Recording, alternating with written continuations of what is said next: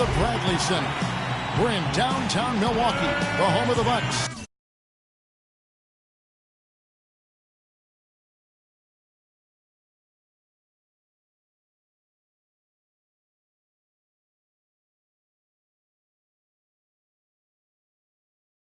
Where we'll be broadcasting today's live action.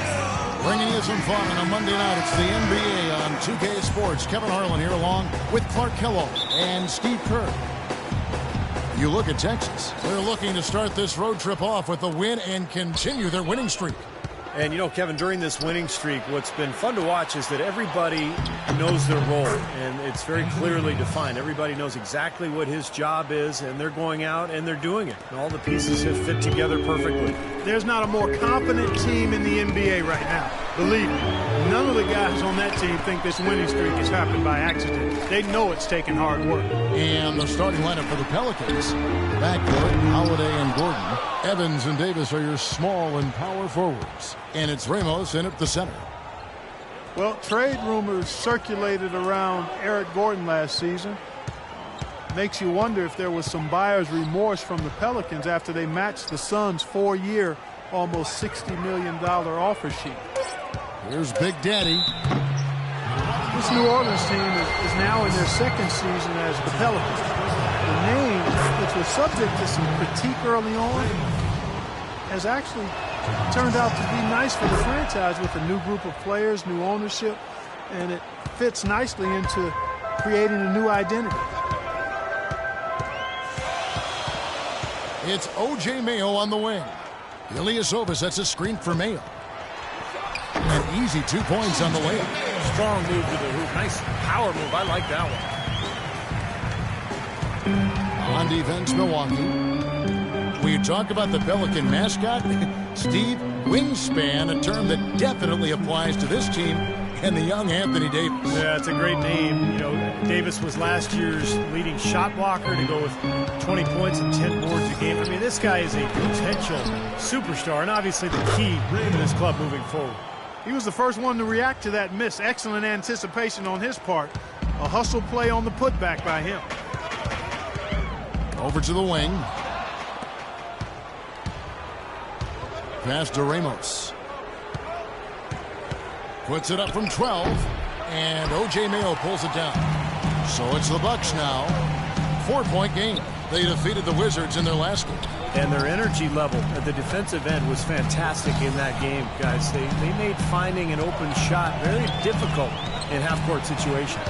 And I thought, Steve, they excelled in transition defense as well. And the energy level you talked about was obvious in that part of the game, too. Solid screen right there that freed him up for the jump shot. The Pelicans have gone 2 for 4 from the field so far today. Holiday, the pass to Davis. Here's Big Daddy. Evans, right side. Outside, Holiday. Pass to Gordon. Clock at 6. Outside, Holiday. And the shot is long. And it is very dangerous to leave him open like that. Lucky break for the defense that he missed it. First quarter of play. We're about 3 minutes in. Now, here's Sanders. He's guarded by Ramos. Sanders dishes to Antetokounmpo. Flying high and throwing down the hard one-hander. One of his favorite moves right there, guys. And he does it as well as anyone. Tremendous skill in the air. Davis kicks to Holiday. Evans passes to Ramos. And the shot is good. Big Daddy's got 6. And here in the first quarter, with a little over 3.5 minutes played, Knight dishes to Sanders. Here is Knight, coming off a solid outing against Washington.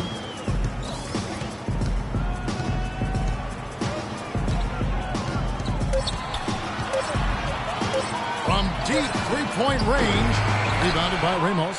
For New Orleans, they've gone 50% from the field, hitting 3 of 6 since the opening tip. Davis kicks to Evans. Rebound, Milwaukee. The feed now to Antetokounmpo, the 10-footer. Almost, but it rolls out. The Defensive Player of the Year award only came into fruition in the early 80s, but it's mostly been dominated by big men. You have to think at some point Anthony Davis is not only going to win it, but win it multiple times. Bucks trail by 4. They need a good offensive possession. Yeah, they've had a number of empty ones, a long time without a basket. They got to find something, you're right. Big group substitution.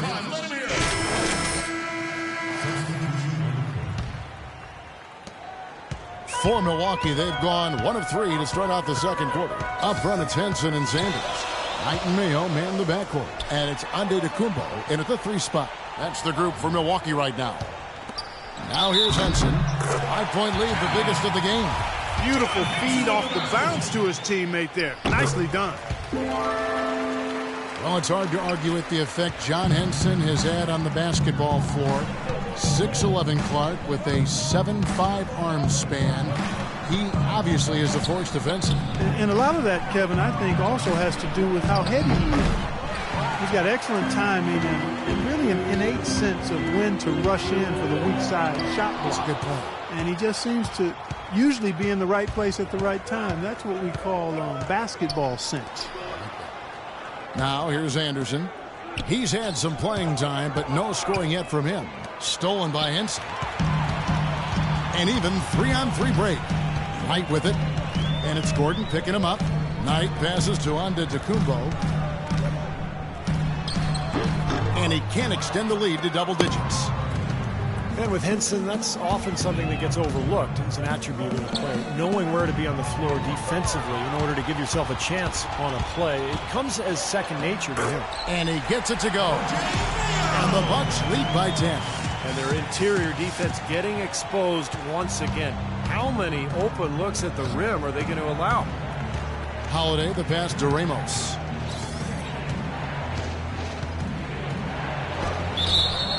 Foul call that time on the way up. That'll give him 2 chances at the free throw line here. And lastly with Henson, he spent a few years in college, and I think that really helped his understanding of how he can change shots in the paint. A lot of players have the physical tools he has, but I think his mental awareness and alertness is rare in a player so young in the league.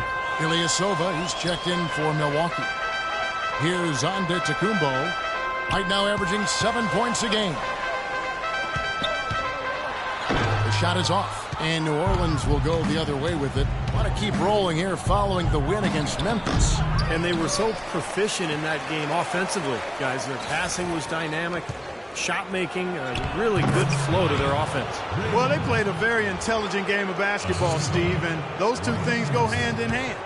Bucks leading by 7. Now about 3 minutes gone in the second quarter of basketball. In the corner, Mayo with it. Again, Mayo missing. Well, the shot was there for him, and he had to take it. I don't care if he didn't convert. He's got to take that every time. Here's Ramos. Milwaukee with the rebound. They've led by as much as 10. They'll be hosting Orlando for the next one. That game will conclude a 3-game homestand. Ken Sanders with the basket on the assist by Mayo. They're forcing the ball inside, and it's working beautifully. Yeah, the defense has been futile here. 5 of the last 6 field goals in the lane. And introduced last season here at the Bradley Center, the new playing court with the giant M's on each half of the court. It mimics details of the old pop art court they played on back in the 70s and 80s. Here's Knight. No scoring yet from him, but that's likely to change.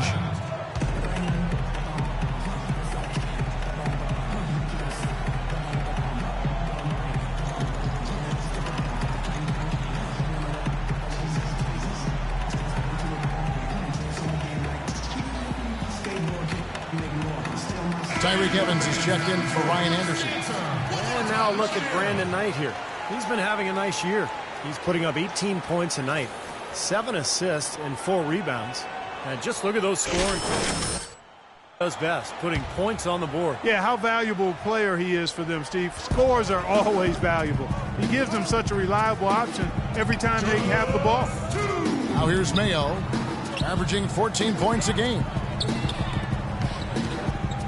And the pass to Antetokounmpo. Just 5 on the clock. And foul called as he misses. He'll go to the line and shoot 2. O.J. Mayo, a smooth long-range shooter with deep range. When he gets going, he can put up some big numbers. And Mayo, 6'4", coming to the league. Sometimes he could play the point guard position. That's it. And you know this man.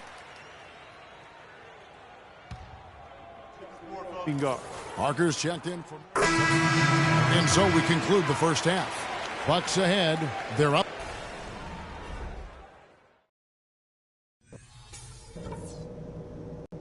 All right, fellas.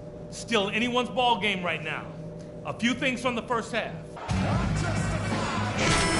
Back and forth game so far with no ground given through the first half. Third quarter starting here now. It's been a clinic out there by Big Daddy. That was fun watching him in the first half, just breaking out the entire arsenal of post moves.